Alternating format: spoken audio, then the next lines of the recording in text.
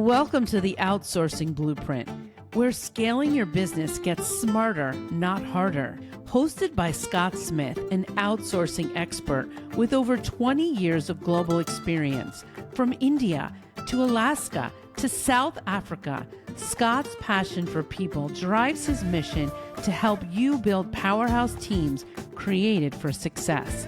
Grab your coffee, your boldest dreams, and your blueprint. It's time to build the business you've always wanted. Let's go. Everybody, welcome to the Outsourcing Blueprint. I'm your host, Scott Smith, and I have got one of my very favorite people in my recent world, because Beth, you and I have only, recently met through LinkedIn, right? Yeah.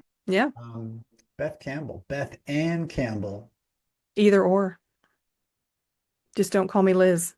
Yeah, I was going to say Beth Anne Campbell if you're nasty, but see, I didn't want to do it. Go all Janet Jackson, so. If you're nasty, right. which I am, so either or. You know what? Sister from another mister. Anyway, you and I started talking and I was like, we just need to record this. So yeah. So this, for everybody that's going to listen, we're going to talk about several things, and we are absolutely going to talk about outsourcing. But every time I've talked to you, Beth, I just love the conversation. And I think people need a window into our worlds. And what a better way. Yes. Right. So we were just talking about our favorite books. You just talked about U Squared by Price Pritchett. Yes. Awesome. Highly recommended and super easy read and very inspirational. And now Price Pritchett got to sponsor the podcast. Thank you. A couple of them, apparently. And I was talking about some of my favorite books. And then I was like, oh, I need to make sure that I record this. So I go to a handful of books time and time again in my life. And I started to talk about some great books here that I have holding up my phone on a tripod. We all do, Habits Scott. By James Clear, right? Great book. Great book. And not just great for holding up your phone. No, it is excellent for that, but also content-wise, it is absolutely lovely. I firmly believe it's the content that holds the phone up so high, so literally and figuratively. In absolutely both ways. Yeah. And I have a couple of books here on fasting, Life in the Fasting Lane. And speaking of different Hendrixes, The Oldest Cure in the World by Steve Hendrix. I thought you were going to say Jimmy. Oh, you know what? Could have used The Oldest Cure in the World, I'm guessing. This could be a whole show on Hendrix. It could be a whole Hendrix show. The whole theme. But no, so my favorite book series in the world is actually The Chronicles of Narnia. Oh, excellent. Yeah. Something I didn't read until I was almost 40. And really, just everything in it just kind of hit me right in the soul, and for Christmas. Me too, Scott. Me too. I read when I was a kid, the only one I really remember reading was The Magician's Nephew, and I read it out of order, but I remember just the images they rent free in my head. Were just mind boggling that it probably shaped my love for writing, because it was just so magical and so easy to read, right? It wasn't a hard read. Right. It's not a hard read at all, but just the magic that's in it and the messaging, just absolutely brilliant. My second favorite book series in the world, and this is the one that I actually go to the most often, is The Wheel of Time by Robert Jordan. Oh, yeah. I don't know if you've ever ventured into the world of Robert Jordan and The Wheel of Time. A lot of people have not, and that's okay for today. I'll pass. I have tried, Scott. I will tell you, I tried, and my husband tells me I have to just keep going. Some books, George R. R. Martin was the same way. When it took me 3 tries to get into Game of Thrones, and then I loved it, the whole series. But Wheel of Time was kind of like that. Like, I started reading it and I never really got, past maybe a quarter of the first book. And so I hope you're going to tell me, Beth, revisit it and get through it, and you'll love it. So I will, because the whole story is all about, the battle between good and evil. And, ultimately, who wins that battle and how it's won is really the essence of the story. But the problem with the Wheel of Time is that I think there are 15 books and they're Oh, all, you know, it's a challenge. it is, yeah. But I think I'm on my fifth or sixth time through at this point. And here's Wow. the thing. I have the whole series on my shelf, but I also have them on Audible. And I I walk every day, and I will, when I need some downtime where I'm not thinking about my business, I'm not thinking about a client, I'm not thinking about something going on in the family. I just put that in, and it's like my comfort series because I know all the characters. I know how the story goes. There are very few surprises at this stage, Yeah, and still it but you pulls still me in love it. every time. I love it. I So, love that because I do audiobooks. I do, and it's just something in me that says you should, if you're going to listen to audiobooks while you're driving or walking, they should be something knowledgeable. But the truth is, I you just got started me thinking like why don't I listen to some of my most loved? First of all, impressive that you've read this series 15 times. I thought I was kind of setting the bar when I said I'd read the unabridged The Stand by Stephen King like, 5 or 10 times. But I think you've surpassed that. But yeah, why not? Why does it always have to be? It's actually probably good for us to get away from constantly, I've got to learn, I've got to self-help and I mean it's good stuff, but sometimes you just need to escape. you know what? Sometimes you need to escape. And so I have a lot of like self-help stuff, right? And some of it Hmm. I have an audiobook and some of it I have on one of my shelves. I use a lot of library apps because I love my local library, and sometimes I'll go to the library, and I have thinned out my personal book collection over the years. But I utilize the library and the library apps all the time for downloading audiobooks or Kindle books or whatever, just because I always love having access to something that really is valuable. And I try to utilize my time. So if I'm driving somewhere, I will try to use it on a podcast or on, a book where I can get something from it, Yeah. something meaningful, you know. But sometimes, like when I go for my walk, I need to have some downtime. I need to have a little bit of time where I am focused on, Randall Thor and, all of the different characters in those books. And I love it. So, I'm so impressed. I'm more of a book hoarder. I do Kindle, I do audio, but I grew up with a probably a 20-foot wall in my living room that my both of my parents, my mom and my stepdad were very avid readers. So that was my library. uh-huh. Including some of the stuff that probably was not appropriate for maybe an 8-year-old, but you know what? It was in the library. You learn early. So when I moved into this house, the first thing that I did, and this was just 4 years ago, is I said, I am finally going to have my wall of books. So I tend to buy physical books sometimes and audio or Kindle versions Yeah. because I just like to have and now it's getting pretty filled up, so it's very lovely. I But love that. And you know what? You and I are similar in that respect as well. And so only a big giant life change caused me to thin out my collection. And several of them went, either were donated or went to some of my kids or, whatever. But um, yeah, I went through a big transition and through, well, honestly, when I lost a spouse, I went through a very, very big change. And, um, the new iteration of the family unit as we started to blend and grow it out. I made several mistakes. I did a lot of things very differently. I did some things really well. And one of the things that were both done well and I made some mistakes was in thinning out my book collection. But you know what? I don't have any regrets about any of that. yeah. You know what? Gratitude that you had enough books that you felt that it was time and you were in the right mindset because I imagine I'll get there soon because we're starting to fill up and once I announced that I had a wall of books or a bookshelf that I needed to fill, I got a lot of donations from and I still do. If my brother comes to visit, he brings a book. My brother-in-law's given us books. I mean, so I imagine I'll get there someday too, but right now I'm just enjoying. And I even went out and bought, I don't know if you remember, if you ever read the Childcraft books. They do series, it's a series of, kind of kids book, but, teaching you about all different categories of things. Okay. And they update them.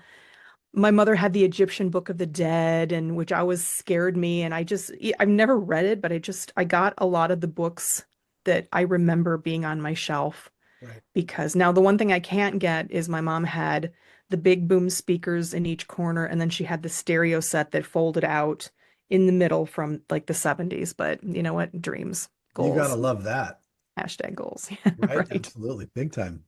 Yes. Um, yeah, and one of the things that my parents had on their shelves that I don't have are all those John Jakes books that I learned nothing from, just by the way.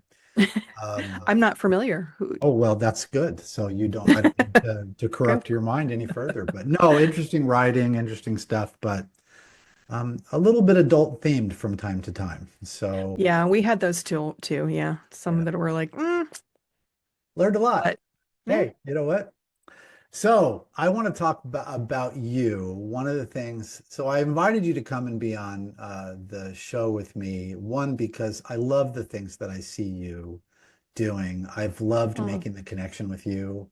I love jumping on to your the Thirsty Professional podcast that you do. You do those lives every week.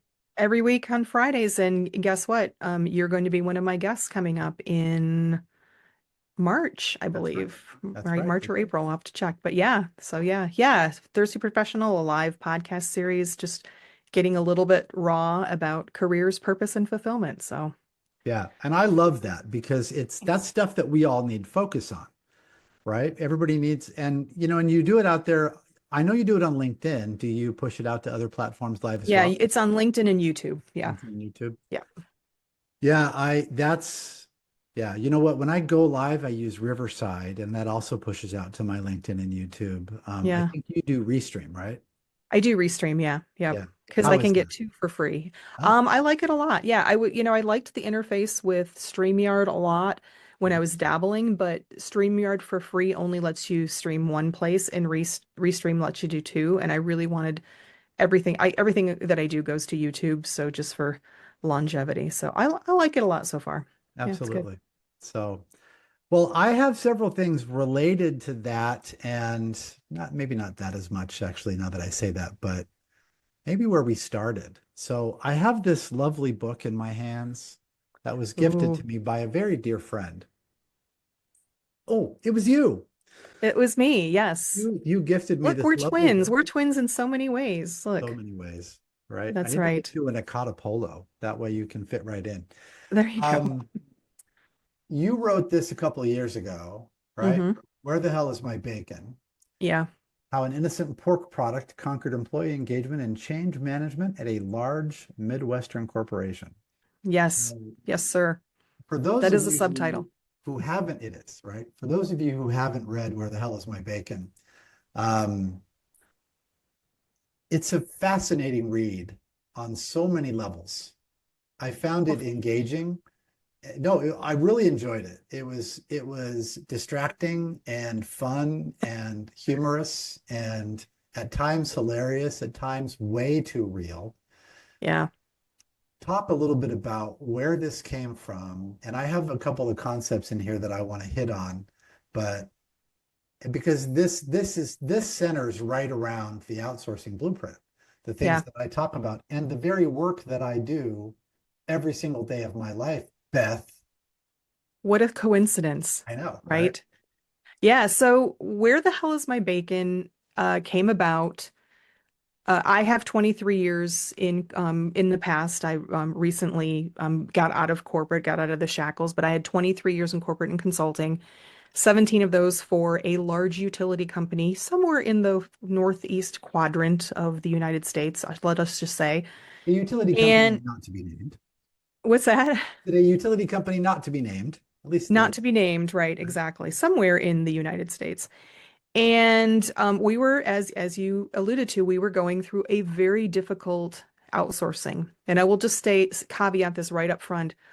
It was not the outsourcing itself or the outsourcing team that was problematic. It was most definitely the internal leadership. I'm sure that's as no surprise to many people, no. and the change management, right? So imagine you're a first level manager for a team in a department of 500 or so people, and you're going along, you're very busy with projects, you're loving your job, and then all of a sudden, boom, new CIO, boom, bunch of new people come in that you have no experience in utility. Boom, reorganization that nobody understands, and people are just reeling. And then, boom, oh, we're going to outsource your operational support. Right. And the surface message was, we need you to be freed up for projects, which is absolutely true. There was no lie there, right? We had a lot of stuff going on. We had there were rate case approvals, so we had a lot of capital money coming in. But um, you can imagine the horror of people who had been so utility companies still less so as every year goes by, but still are one of those rare places where you can go and you can work for 30, 40 years. So we've got a lot of people that have been there for a long time. These new strange people come in, didn't take the time to earn trust, reorged majorly that didn't really make any, actually didn't make any sense and got reorged. And then drop this bomb of, hey, we're gonna take away your operational support for these systems that you basically built from, they're like your children. So you can imagine that it was, for me, in 23 years, was the most stressful time that I had experienced with the people, right? Oh. As a leader. And I was a part of this transition effort. I was a lead in our work management area, so I was responsible for scheduling and transitioning. Plus, I had my own expertise transitioning. I had people in my office crying. I had people left. There was probably some of that was anticipated and planned. In this whole cesspool of stress, some brilliant, and I say that in air quotes, some brilliant vice president, well-meaning vice president, decided, you know what, we're going to do one of our bi-yearly health mandates that if anybody who's worked in a big corporation where maybe you have a cafeteria, well, we're going to charge people more for the crappy food and less for the quote unquote nutritious food. And one of the things that they did was take away bacon bits from the salad bar. Just in some weird coincidence, the CIO that had come in and done this reorg and started this outsourcing that no one trusted had also done some good things. She had opened up social media. So we had an internal social media. And one day, one innocent gentleman was lamenting on his social media about the removal of this. Here, allow me to offer you this chocolate. So this well-meaning gentleman had one of my coworkers had been lamenting the removal of bacon bits, and I thought, this is what I need. I was so stressed out. I hadn't even had a lunch to even speak of, and just happened to be sitting down as he literally within seconds had posted. It was so very serendipitous. I posted this, oh my God, they removed bacon from the salad bar. It's such a sad day for bacon. And he ended up removing it immediately because he's got scared. So I ran over to his desk and said, dude, what do you, put it back. We need this. And that one little post on our new social media exploded, and it really became a microcosm of how people felt about the outsourcing and their fear and their worry about, am I going to have a job? I mean, so many more mistakes that management did, but ultimately it became kind of a company-wide thing. I was the orchestrator of this playing up this. I was very much involved in the social media. We ended up having this big buffet, bacon themed buffet, as kind of a screw you to management. But there were a lot of great lessons in there about how to handle a big change like that, and really the mistakes that leadership made. Yes. And what is that? I can't, is that a Bring back the recipe? bacon buffet. The bring back the bacon buffet, right? Sure. So yeah, we had this big buffet. There are recipes in the book, by the way, if anybody that based on or directly from the buffet that we had. But ultimately they put the bacon back, and we muddled through the outsourcing effort, which I won't call it a colossal failure, but it was years and years and then they ended up sort of reversing it. But but it was really a great lesson for me. I recognized when it was happening. And by the way, I had a lot of, this was when I was still sort of confident in loving corporate. I had a lot of confidence about my own position. I really never had the fear I'm gonna go somewhere, right? They're gonna just fire me. I didn't think they would fire anybody, and really they didn't. But a lot of people did. A lot of people that maybe weren't as secure in their careers, or had been there a long time, and they didn't know what they were going to do because this is what I've always done, and now someone else is doing it. And none of that was really addressed well. But I kind of recognized it as the time at the time as this is something that's really unique. In fact, I had a guy, as I put it in the book, I had a guy from the local paper got wind of it and called me and said, "Hey, we'd really like to write about this." And unfortunately, I couldn't do that. I probably would have gotten in trouble then. But yeah, it was different times. But like I said, it was very much the anger that was coming out from people about bacon was really underlying, for a lot of them, was this underlying anger about, I can't speak out. I'm afraid to speak out about this outsourcing. No one's hearing me. I'm afraid of losing my job. I don't want to rock the boat, but I'm going to talk about bacon because, who's going to fire me about bacon, right? Right. So Right. It's bacon. it's bacon, And who right? doesn't love freaking bacon?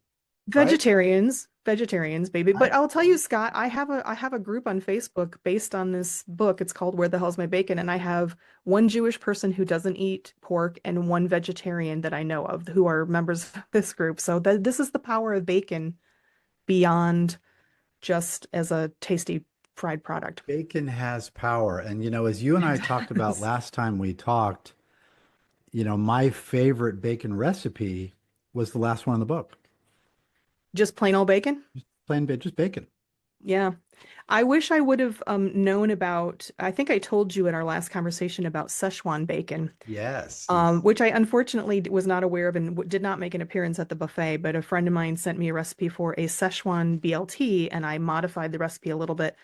So if you're ever have the hankering for bacon, but you need it just taken to the next level, I would put a little Chinese five spice on there, maybe a little Thai pepper, and so good. Just delightful. That sounds amazing. So the book was a great read, and there were a lot of themes in the book that um, resonated with me. So a little bit about my story. I had 28 years in corporate world, which is so hard to believe since I'm only I know. 35. I know, right? Um, Child and labor. I know, right? 28 years in corporate, and I got involved in outsourcing. Um, oh gosh, probably 8 years in, you know, and it was interesting for me to have that experience of getting involved. And I got involved from the US side.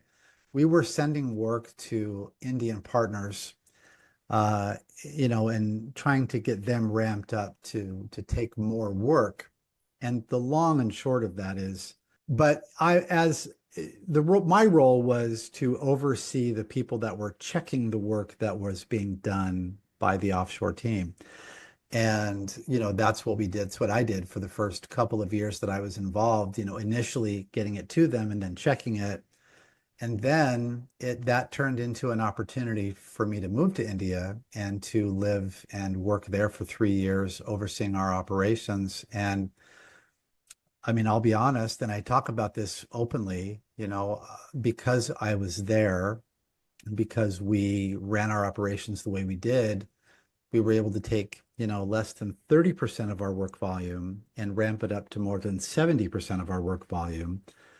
And I cannot say that that did not have an end result of fewer people doing that composing work here in the US because it was being done elsewhere.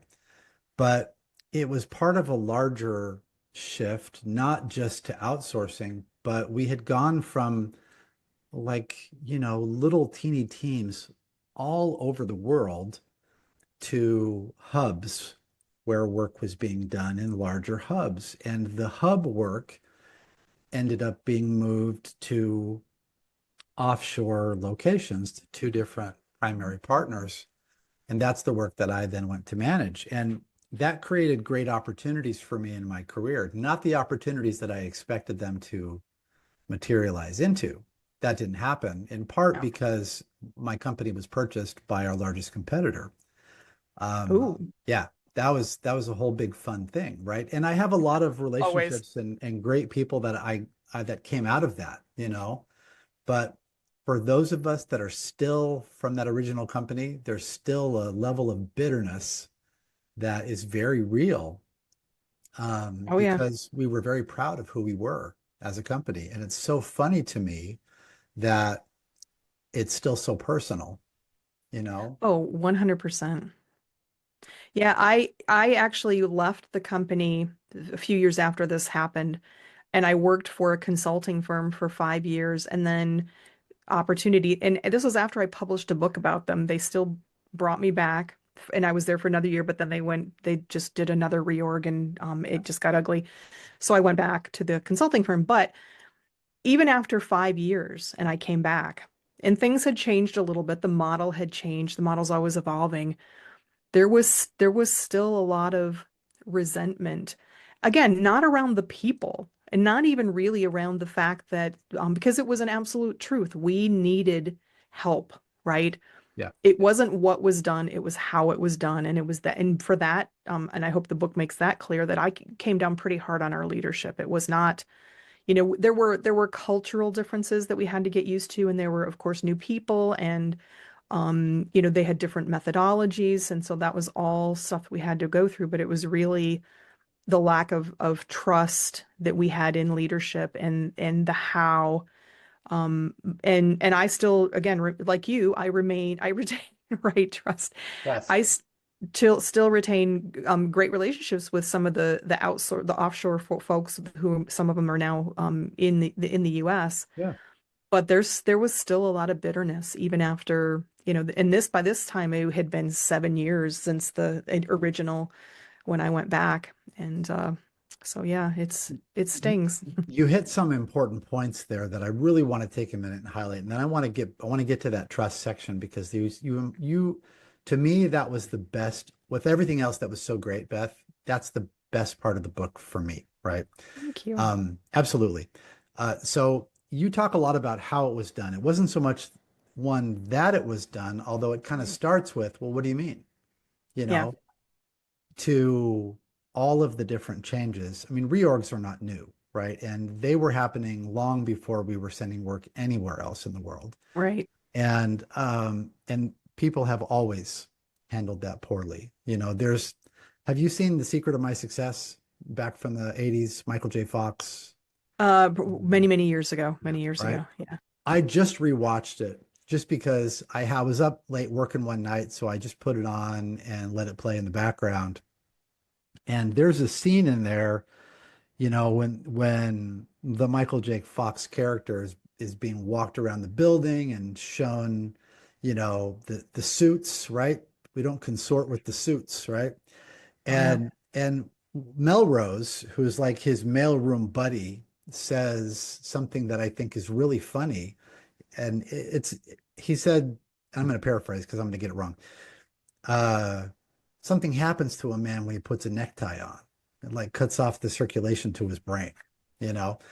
And that is true. I don't know what it is about. I mean, it's a truism, but there's truth to the idea that when a person gets into a certain level of leadership, their perspective often shifts away from maybe where they started or maybe where they never started, right? From the people, Right. those frontline people that are doing the work. And it's those frontline people, and you mentioned this in the book, that if you listen to them, they will give you the perspective. They'll tell you what needs to be done. They'll point out what the problems are. They'll tell you how to fix everything. Yeah. But people don't listen, right? And so they Right. think, oh, well, here's what we're going to do. And so you get this new CIO, right, that comes in and says, hey, we're going to be healthier. Also, we're going to shift all this volume of work to this outsourced team, and now go make that happen, Yeah. and it's a mess because it's done so poorly. And I firmly believe, and Beth, one of the reasons that I started Akata Consulting is that because of the experience that I gained with working with offshore teams, I know how to make sure that it goes well. I know all the mistakes that we made. I know the hunt and peck process that people do when they try to find a provider. I know the pain that goes into, thinking that because, well, I know how to do this, therefore, here, do this.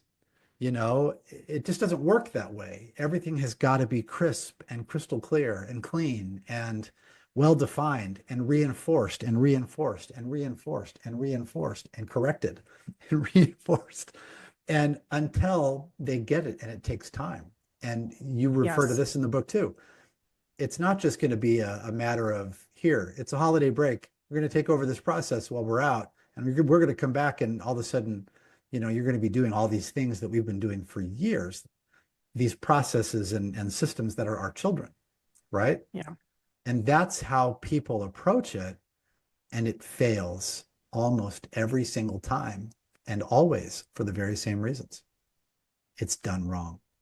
100%. Yeah, and that's exactly what happened in this case. And I will say, I don't know, and I've made this very clear in the book too. I was not privy to the conversations that happened up to the point where this decision was made. And I'm sure I have absolute respect for what C-level executives and upper managers have Sure. to go through, right? And sometimes hard decisions have to be made. That doesn't mean that they have to be made in a way that causes such stress and fear for people. No, or And nor in a vacuum. nor in a vacuum, right? And Yes. this is the little bit of the lie that happened here, is that there was a superficial attempt to communicate, but the wrong people were communicating. They put people in charge of communication, like the new CIO, who probably thought that she was doing, well, you guys want in fact, she would even say it sometimes, well, you guys wanted, information. It was the wrong information. It was from the wrong person because nobody trusted her. Right. So, and I remembered saying to my boss, and even my boss's boss, who I had a pretty good relationship with, we don't, she shouldn't be delivering this message. Get Peg to do it. She was my boss's boss, and she was very charismatic, and she'd been there and people trusted her. Right. Or get my boss to do it. Or pull in the first level supervisors and have them invested, and so they can help deliver the message and understand. But no, it was sort of really down and dirty. And I don't know. Again, I'm not privy to these conversations, so I don't know if the purpose of the outsourcing in part was to to reduce headcount. There was probably an assumption that that would happen because we did lose a lot of people just because they got scared or pissed off in some cases. So I don't know if that was the ultimate goal, but I had no choice but to believe that that was true based on how it went down, because it was just so badly managed, rushed, and horribly communicated. Even though they would say, "Well, we're inviting people in to talk to us." Well, you don't talk to somebody that you don't trust, that you just met, who just completely reorged and upended your world in a way that didn't make sense. Plus, drop this bomb. So, Right. And when you bring the person in that you do trust, and I've seen this happen. You bring somebody in that you do trust and they give the message. And it's probably better received than the new person that nobody trusts, but still nobody trusts the message or the person that's giving the message, Correct. even Correct. though they're the trusted person, because you're talking about moving work from here to somewhere else, and that's going to affect me.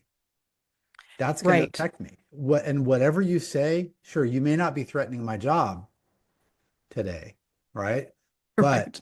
but it's going to affect me. Oh, it's going to free you up to for more projects, right? So in my Right. last employer, I was managing a team and it was an outsourcing opportunity for our service team because they were sending work to us to do. Now they were outsourcing it, I guess insourcing, I don't know. But they were sending it to us, somebody who was not them, right? So to Yep. me, that's how I define outsourcing. Somebody else is doing the job, you're paying them to do it. The work you're doing this work, you were doing it, now we're moving it over to this team to do. Yeah. Same thing happens with dinner, right? I used this example earlier today. You're going to outsource your dinner. Now you can make it yourself. You're going to just, do it yourself because that's what you do. Or you're going to go out to dinner, whether it's fast food or it's a nice place or it's all bacon. You're going to pay somebody else to make it, prep it, serve it to you. That's outsourcing your dinner, right? So it's the same Yeah. concept. And we all do it every single day. We don't think of it that way because those kind of things are not usually what threatens our job. And when they do threaten our, I've got to stay home and cook dinner job, we generally welcome that because, nobody really Right. really, Right. wants to spend their time doing that. I mean, some people do. For those of you that do, I apologize. I blame Beth. Don't come Um, at us. Don't come at us. but all of the communication, even from a trusted source, because it's this change is happening, is going to be poorly received because people don't deal well with change. So there have to Oh be my God. Yeah. change management processes and systems that are put in place to make sure that those changes are communicated well and that people are prepared for them. There has to be very crystal clear communication about what's happening, why it's happening. There has to be input taken from the frontline employees who are Yeah. doing the work to make sure that everything that is being done is going to be done in the right way. It doesn't mean that you have to continue to do it the way that they have always done it. It doesn't mean that. Right. But initially, it does mean that. And so you need to get their input because they're the ones that know it best, far better than the person sitting up in the C-suite whose goal is, generally speaking, to, create more profit for shareholders. And that's just how things function, right? And we're all Yeah. in business. We understand that for me, the nature of my business is to make more money. If I don't make any money, I don't have a business. Well, that's true whether I'm a solopreneur or I am a, multinational conglomerate. It doesn't matter. You know, the focus of every business is to make money. If we're not generating revenue, we're not going to survive. So a lot of companies turn to outsourcing as a saving initiative, which is fine. Yeah. But again, they do it wrong. They handle it Yeah. wrong from beginning, not always to end, but sometimes to end. And then what happens? They have to shift it because they've done it so poorly that it hasn't given them the outcome that they expected or they anticipated, and they don't properly invest in it. And Yeah. then everybody is negatively affected. You get people that are pissed off and leave. You get people that lose their job because, oh, your job is moving to this outsourced vendor, right? Or Right. and then you got people that, I'm a little passionate about this, sorry. But No. it doesn't have to be that way. It just Mm-mm. doesn't. It can all be done in a way that everybody wins. I have seen companies that have taken work from here and moved it to a company in India. And with that move, they saved the cost of that work being done here and they reallocated that lower cost to the offshore team. And they didn't can everybody here. You know what they did? They doubled down on their core objectives and the core work that they do. And they used that to build that out and grow their business even more. And were able to not only pay people more, but bring more people in here in the US because they had more resources, because they were suddenly making more money, because they could focus on the things that they really were good at in their business. Yeah. Most companies don't do that when they have to. Yeah. I think it probably looked really good on paper, and I don't think anybody, I don't remember anybody ever not understanding that this was about cutting costs, Right. right? Because we're smart people. Now that's an easy thing to say when you're not fearful that you're going to lose your job. So I'm sure that there were people that didn't give a hoot. Right. But I think, one of the big things you touched upon, asking the people what's wrong and they'll fix it, which I talked about a lot in the Yeah. book. I think that was one of the things, in addition to all of this other stuff that's going on that was badly communicated, bad change management, lack of trust, is that we there were people that did speak out. I was one of them, even though I was a lead in a big portion of our transition. I spoke out and I said, look, this is not going to work. We need more time. You can't transition this gigantic system that was built and invested in over years in 2 months. And that's what, and by the way, that didn't happen. We extended and we were right. But people felt like they weren't heard. Right. I know, odd, right? There was also, and I'm sure that you probably are very well aware of this, but there was also, but this is a Midwestern, although happily, not perfectly, but happily diverse big company with, at the time, 7 or 8 thousand people in a fairly diverse state. But there's a cultural aspect of this too. So, and if I'm being honest, probably not everybody who was going through this transition on the and the company side was probably very accommodating to people who are different. Let's just say that. I recognize that and I saw that. Sure. So there was a cult on top of all this stuff. I'm not being heard. There's this cultural difference of that I don't understand. And they did address that eventually, but people coming from a completely different country, and we had a spattering of people from India at the time, but the people are just there. You have different mannerisms, you have different ways of doing things. A lot of them were younger, so you had a lot of there's generational impacts here. None of that stuff got addressed, and that's all what I think a good change management plan could have done. We Yeah. eventually did talk about, we had some presentations from some of our leads from the offshore team, talking about some of these things, cultural differences. And this is, we maybe do things a little bit differently, and doesn't mean, like you said, it's not that it's wrong. And that was a great aha moment for people. Unfortunately, it happened too far into the process, but it was like, oh, that makes perfect sense. Thank you for explaining that. Right. But, until then, it's very, anybody new coming in.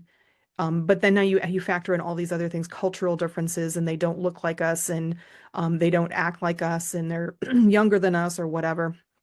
All of those factor into this cesspool of just bad change management, which, good for me because it makes for a great, a great book. But yeah, thank you. But yeah, it was tough times. You know what? So you just said you dropped a lot of gold nuggets there. Oh, thanks. Oh, no, honestly. So the truth is that at some point the Band-Aid has to get ripped off. Yeah, That's always going to hurt, and there's no way for it not to. right. There just is no way. But you can do things to try to mitigate the pain of that Band-Aid being ripped off. And, you do that by being sensitive. One of the things, for example, one of the things that I offer at Nakata Consulting, when I work with a client that is going to be working with an offshore team, we do some cultural sensitivity training. And I know the reason I do that is because I've seen firsthand what it looks like when people go in without it. I've seen, and here's the problem with people do people things, right? So people are going to react like people. They're going to be insensitive. They're going to say something. They're going to, And it happened. Yeah. absolutely, they're going to fear things that they don't really need to fear, and they're not going to fear the things that they probably should, you know? Um, so I'm not going to dwell too much on that. I do want to talk about a couple of the points here Sure. in the trust section, if that's okay. Yeah. Um, so you say before you can even fathom addressing any major change, you must have trust. That takes time. Seek first to understand, someone wise once said, and you give your husband credit for that, which is Yes. great, right? Yeah. Um, and I appreciate him stealing that. No, I'm just teasing. But no, it's important. You have to understand before you can be understood, right? That's Yeah. that's a basic principle. Hiring of the outsider. Do listen to your people. Do acknowledge and understand your employees' feelings and state of mind. You can validate their feelings. You can understand them. It doesn't mean you have to change the overall strategy based on those feelings, Right. but you better frickin' listen. Yeah, and there were instances, public instances, where some of the higher ups, including some of the executive team, would make comments, not necessarily fully publicly, but in front of the wrong people, myself included. Um, well, I'm giving them what they wanted to hear. There was almost an annoyance, like, it was clear to me that they really didn't take the time to understand what was going on. And I really think, honestly, if I were to do something different, I would have brought in the people at my level. I was a first level supervisor, but also a thought leader at the time. Didn't know the word, but I was very vocal. I was a speaker outer. I would have brought in the Beth Campbells and the people like her and sat them down and said, "Look, this is a hard decision. We need to do this. Let's get you up to speed on what's going on. Let's get you on board." And then why don't you help us with this message? But as it were, I didn't know anything more than anyone else. So people Right. were coming to me, my team was coming to me and going, "What's happening? Am I going to lose my job?" And I'm like, I'm trying to be supportive, but it's difficult to be supportive when you are excluded from those being part of the success. But okay, be honest though. The people come to Yeah. you and you're saying, no, no, been trying for about 3 years. Yeah, never, never. But I will say, and I did talk about this in the book, they did go through a point where mandatory, everybody had to go to these meetings, and they were called Own Your Own Career. And part of that was updating your resume. And so people were like, why do I need to update my resume? Now, there is good reason in like a consulting firm to have a resume, but in a utility company, you never use it.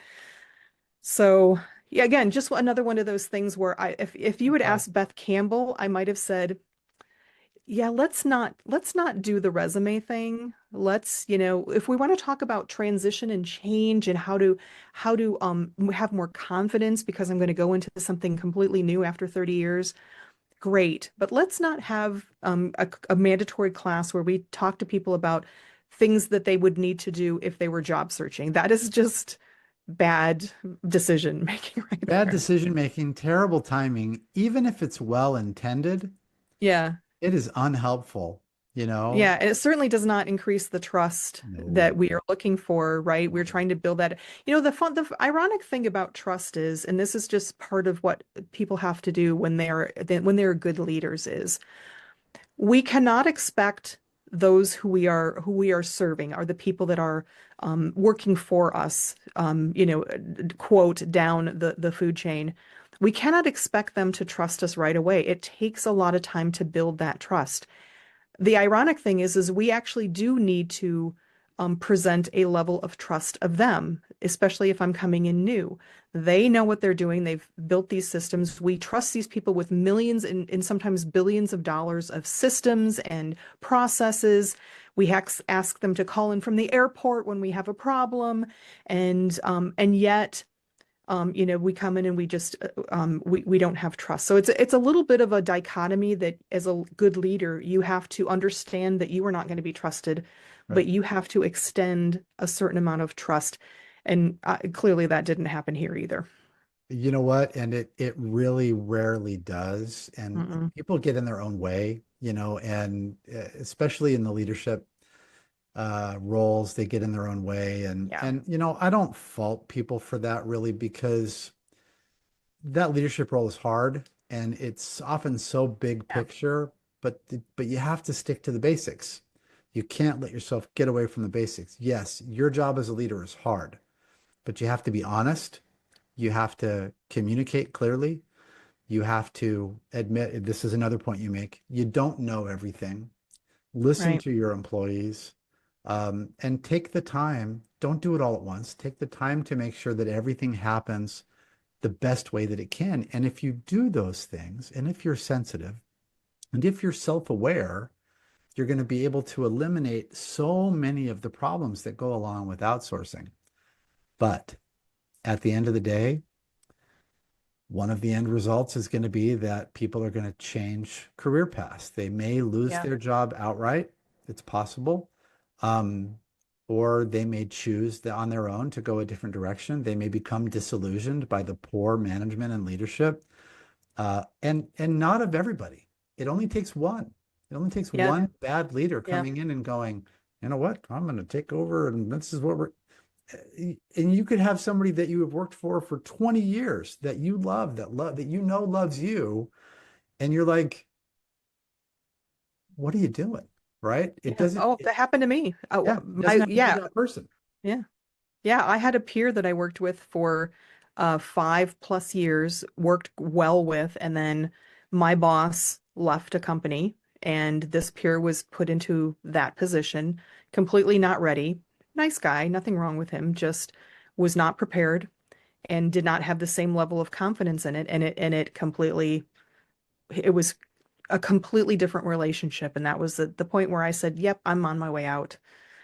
But for 5 years, it was a great. I worked with him in a lot of different projects, and we got Mhm. always got along and had a great collaboration relationship. But yeah, and by the way, this is not that what you just described. That is not an outsourcing issue. That is a leadership issue because that happens. That can happen if you have a crappy project or if you just, Yep. something changes or a reorg or whatever. It has nothing inherently to do with outsourcing. Yes, but People will leave. this is the outsourcing blueprint, not the crappy project blueprint, Right. right? So, Right. although, so no, you're absolutely right. It's a leadership issue, and it happens across the board, and Yeah. it affects everybody. It affects all of us. One of the reasons that so many of us from that original company are still bitter, was not because we ended up rolling in under our biggest competitor, although I can't say that's zero, right? Um, the problem was that we felt that we got sold out, Yeah. by the person that was entrusted to lead the company. We Yeah. felt that they sold us out, and that's one of the reasons that so many of us are still bitter today. Things happen in business. That's fine. But when you see decisions that seem to be for the personal benefit of the person that's at the top and not for everybody else that's selling their heart and soul, and taking their wife that has a heart condition and their 7 children to a foreign land Right. to build and grow that business for that organization, people can become embittered. Weird, you know. Well, and it's You have just to in treat it, people as people. we don't know, those are the stories that we put in our heads, and sometimes they're true or have some truth, and sometimes they're not. But I think that's why I harp so much about the communication and why I'm such an advocate of transparency, like brutal, as much as you legally and ethically can, people would rather know the truth because transparency builds trust. Even when you're giving bad news, Yep. if people believe, and I believe that this is a lot of why I had success as a manager, was because I didn't hold things back. The crazy things that upper managers would not want to, that I was told over the years, don't say this, or don't say this to the executive, or don't tell the people that this person left, because they're going to know that the person left, right? So it's just ridiculous stuff. But you have to, that transparency is so critical.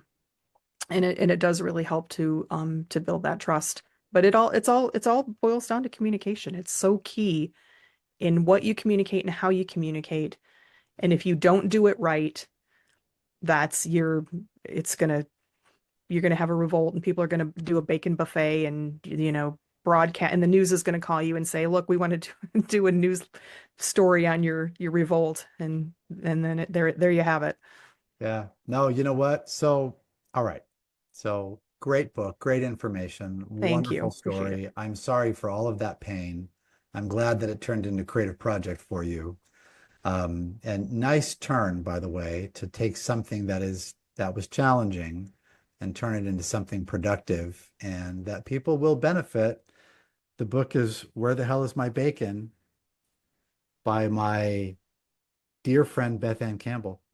And Thank you. I appreciate your letting me, this is really the first opportunity, and I don't even know if I have, other than myself, this is that I've had to really talk in this deep of a fashion about some of the concepts in the book. So thank you. I do appreciate it. well, so I'm grateful for you sending it to me for a few reasons. Not because then I got to read it, because it gives me an insight into you, which I really love. And you know that you and I hit it off, I think, the very first time we talked. Yeah. Hit it off because we have so much in common and we're just like, separated at birth or something. I don't know. Yeah. Um, my dad did travel a lot around them. Anyway, um, well, I have a story about that. It may have to come up before we were done. Okay. It's so funny. But the themes of communication and clarity and transparency are consistent across any business. And it's not just about outsourcing, right? Now so the podcast is about outsourcing, and it's about, businesses, and I give people an opportunity to talk about their business, and I give them the chance to talk about things that they really want to talk about because I want to give them an opportunity to be able to do that on this small today platform that really is the largest stage in the world. I tell people this all the time. Anytime you're on a podcast, whether it's your own or somebody else's, it is the biggest stage in the world because it Yeah. can literally be listened to by anybody, right? Yeah. I push this thing out to every platform that's available, and anybody that wants to listen to it anywhere in the world can listen to it. And so I encourage everybody in the world to listen to my podcast, but also to Beth's podcast, the Thirsty Professional, because it's filled with amazing information. And I'm not going to sidetrack just yet because I almost did. But the themes in the book are consistently the same, whether you're outsourcing or you're, in an established business. So we're seeing a lot of things happen in our on the governmental level today. People are losing their jobs. And how that plays out long term, we'll see. That's not up to me, right? But a lot of people are being affected by those changes, and a lot of people have been affected by changes that are not solely driven by outsourcing. Outsourcing is a tool that is often used by larger entities because the work still has to get done. When you fire people out of the blue and expect that everybody else to pick up the load, that doesn't Yeah. work either, right? You And can how only many give so much to the Yeah. overwhelmed. Well, Yeah. and surely that's happened to you where, they're like, you know what, in a reorg, this is what we're going to do. And All the time, Scott. you All the folks are time. gone. Everybody else, here you go. You know, yeah, it's nonsensical, and it's one of those that's one of those Michael J. Fox or Melrose lines, right? You put that Yeah. tight around the neck, cuts off the circulation to the brain. Um, so we get caught up in those kinds of changes, and we have to remain self-aware. You can never lose sight of the fact that communication is the key. That if you will just talk and listen, because more than half of communication is listening. If you will just listen and then share the information that you can, most of your employees, and if there's anybody out there that is in a leadership role in corporate America, if you don't get anything from this podcast except this, get this. Listen. Just listen and don't gatekeep information. because most of your employees want to help you succeed. They want to help the organization succeed. It's why they're there. They're not just there. Now, there are a few, but most people are not just there because they want to collect a paycheck and go home. Most people actually care. And they Yes. show up like they care, and they give like they care. And you should care about them, listen to them, and don't gatekeep information. Give them a chance to solve your problems. And if the resolution to your problem is outsourcing, that's fine. It can be part of the solution. There's nothing wrong with that.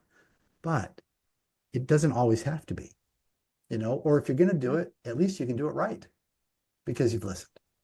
Yes. Amen. All great points. I have a saying, it's that sugarcoating doesn't cause what is it? Sugarcoating doesn't cause diabetes, but it does cause mistrust.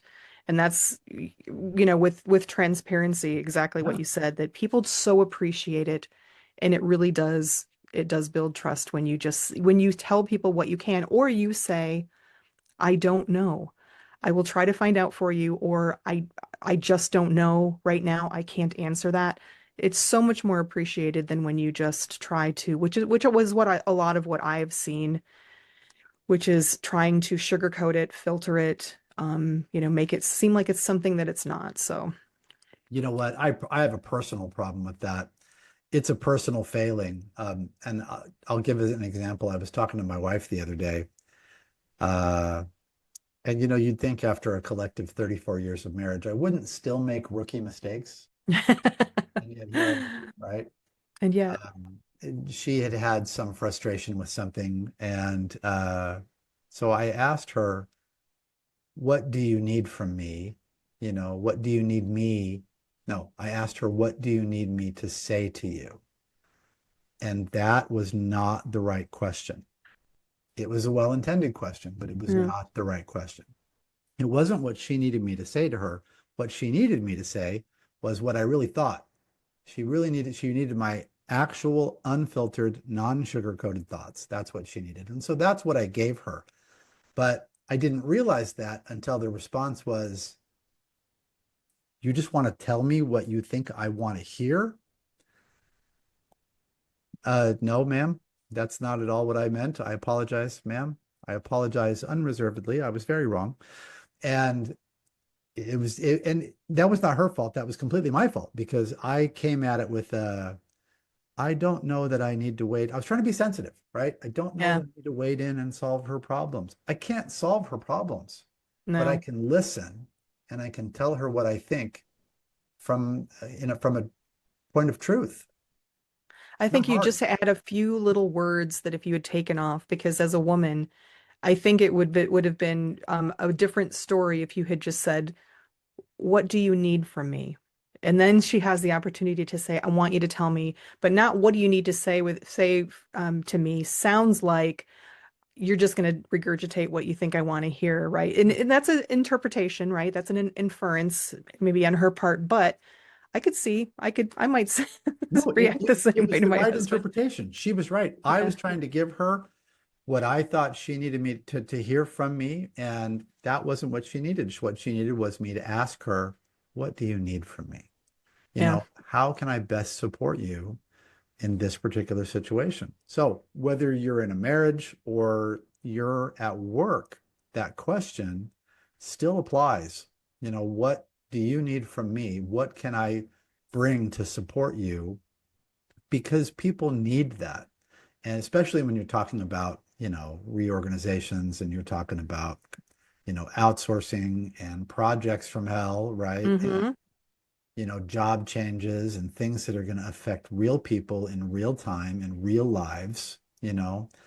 Um, so one of the points of this whole podcast, the Outsourcing Blueprint, is to talk about the good, the bad, and the ugly that come from outsourcing. And your book talks a lot about that. I can't hold this up enough. I just probably should just put it right here. So come on, filter. There you There go. you go. Yeah. Um, is it's not just about that, but the outsourcing project is a theme that runs throughout the book, right? And it's really about communication and being heard, and at least what I got from it. And, Yes. Perfect. employees kind of coming together, with a common theme. In this case, it's Yeah. bacon, right? Yeah, there's a triumph aspect about it. But yeah, the outsourcing is just kind of the thread Yeah, that sort of weaves it all together, but it's really, as I say in the book, it's really not about bacon, even though bacon's in the title, it's really about so much more. But right. bacon and outsourcing are just kind of the threads that, weave the tapestry, as you've um alluded to that great word That's before. correct. Yeah, that's the Yeah. truth. It is, we all have our tapestries. So Beth, let's talk just, we probably should wrap up because we've gone over my allotted time, and I'm Yeah. sorry if I have kept you from anything. Yeah. Talk to everybody just for a minute about where you're headed, your focus. So Yeah. you're doing your podcast. Clearly, you write books, your focus, your business, things that you want people to know about you.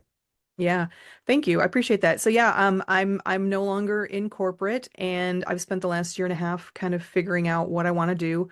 Writing is my first love. So right now, one of my big focuses is writing, but I am not giving up on nonfiction. I still have a lot of ideas, but I'm focusing this year on, I've got 3 novels that I'm publishing, so finishing and publishing. So I'm kind of transitioning a little bit to fiction for a while.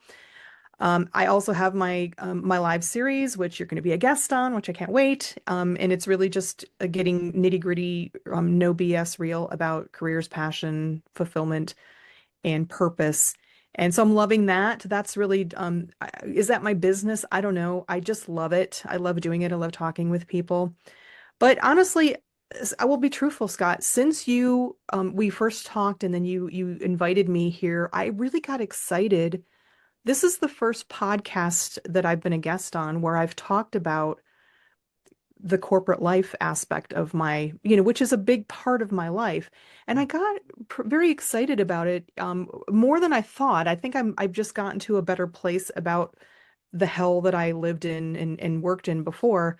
So I'm really thinking, I want to pursue some speaking. And so I've really been dabbling in how can I incorporate, no pun intended, but how can I incorporate that all of that great knowledge and thoughts that I have about corporate life and what it's really like in with the entrepreneurship and turn that into something that could be in the future, maybe some speaking opportunities. But you got me excited again about reliving and reevaluating from a different mindset that corporate world. So that's kind of where my mind is right now. I'm Well, as I tell my wife all the time, I have that effect on the ladies, right?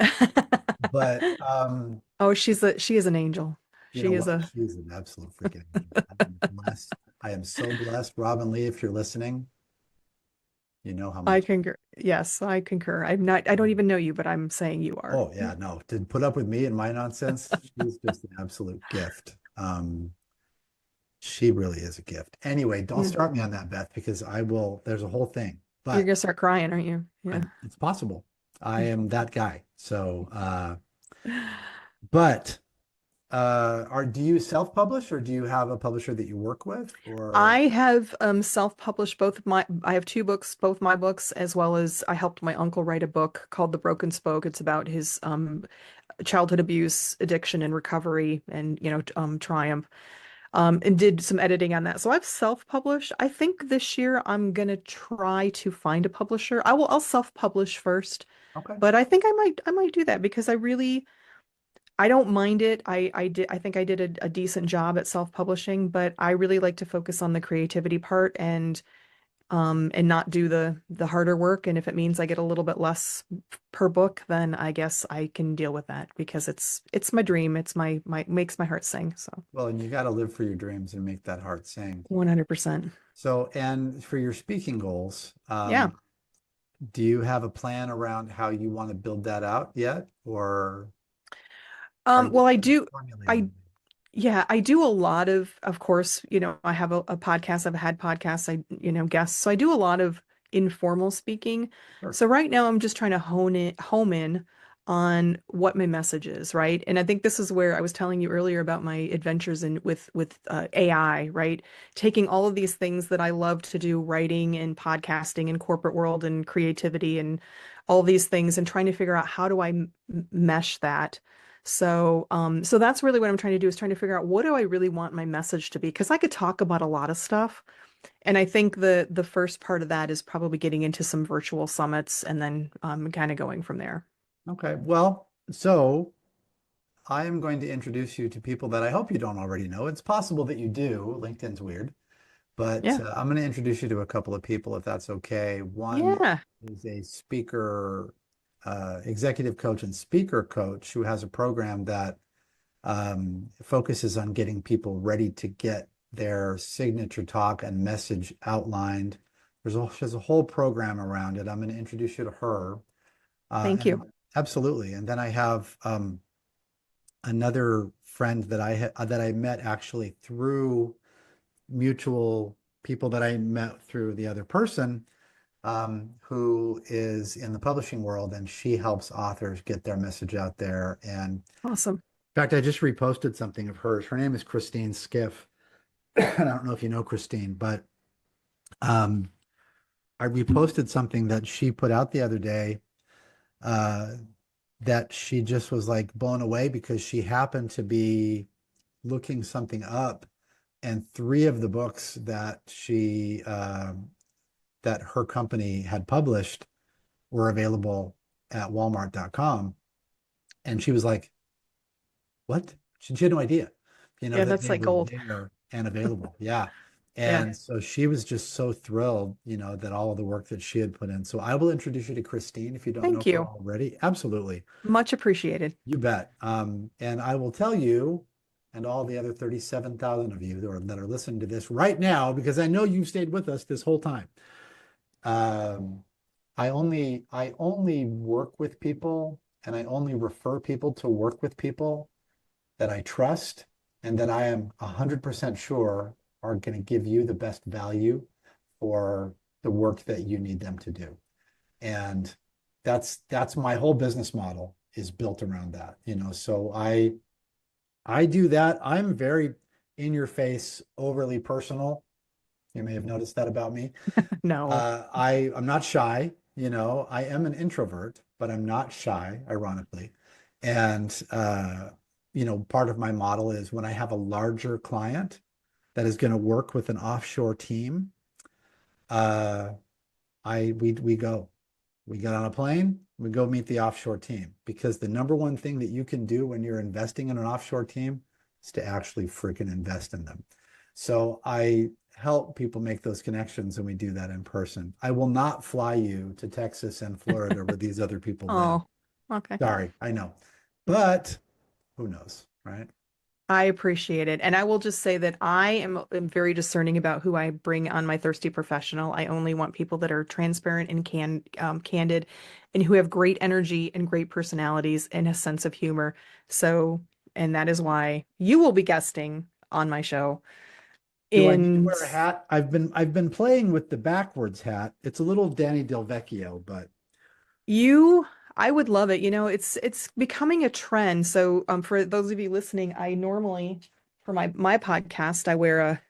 It's not going to fit much over my big bun, but I wear a steampunk hat, and I've had I think all but one of my guests so far has sported a hat. So you are encouraged.